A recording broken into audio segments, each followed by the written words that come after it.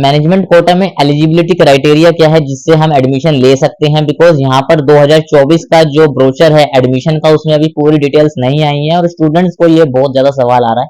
तो आज इस वीडियो में मैं आपकी ये क्वेरी क्लियर कर दूंगा क्या क्या एलिजिबिलिटी क्राइटेरिया है जो लास्ट ईयर फॉलो हुए थे, वो मैं आपको बताने वाला हूँ। तो वीडियो को बिल्कुल ध्यान से देखना, स्किप मत करना। चलिए चलते हैं सीधा स्क्रीन के ऊपर। तो यहाँ पर मैं आपको एलिजिबिलिटी क्राइटेरिया बताने वाला हूँ। जैसे कि आप यहाँ पर देख सकते हो कि इस नोटिस में पूरी डिटेल्स दी हुई थी, जहाँ पे ये लिखा हुआ है कि जितने भी रिजर्व्ड कैटेगरी के कैंडिडेट्स हैं दिल्ली आउटसाइड दिल्ली के shall present physically along with the desired document for verification as per the date and time mentioned.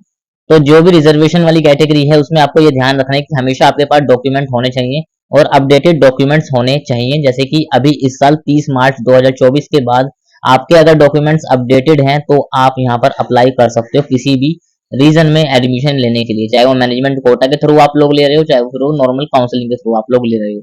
इसके साथ में यहाँ लिखा हुआ है कि जो नो एडमिटेड कैंडिडेट्स हैं, यानी जिन्होंने यहाँ पर काउंसलिंग में पार्टिसिपेट करा था बट ऐसे एडमिशन नहीं लिया किसी भी कॉलेज में, वो लोग मैनेजमेंट कोटा की काउंसलिंग में पार्टिसिपेट कर सकते हैं।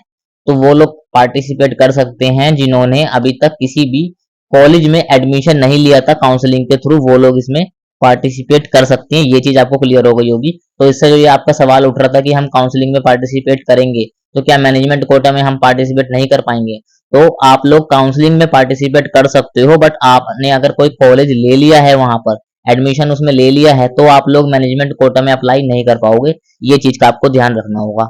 इसके साथ में यहाँ बोला हुआ है कि आपके पास original admit card JEE mains का जरूरी है, होना चाहिए, तो उसके बेसिस पे ही आपका एडमिशन यहाँ पे कंफर्म हो पाएगा। ये आपको तीसरी चीज ध्यान रखनी है।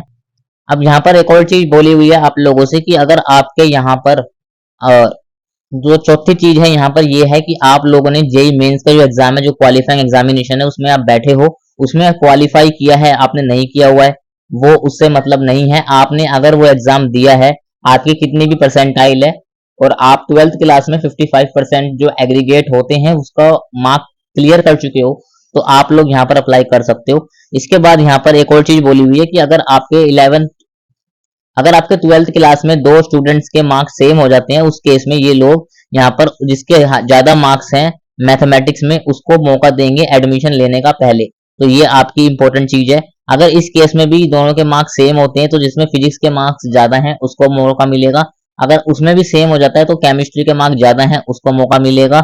अगर ये सारी चीजें सेम हो जाती हैं तो जिसकी एज बड़ी है उसको पहले मौका मिलेगा एडमिशन लेने का मैनेजमेंट कोटा के थ्रू।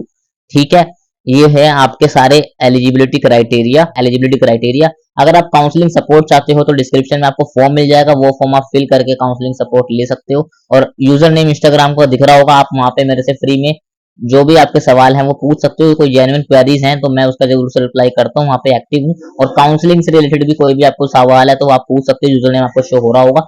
चैनल पर अगर फर्स्ट टाइम आए हो तो मेक श्योर आप सब्सक्राइब कर लेना चैनल को, और वीडियोस भी चेक कर सकते हो चैनल पे जो आपकी काफी हेल्प करने वाली है। मिलते हैं इसी के साथ अगली वीडियो में, जब तक के लिए stay smart, take care of yourself, good bye.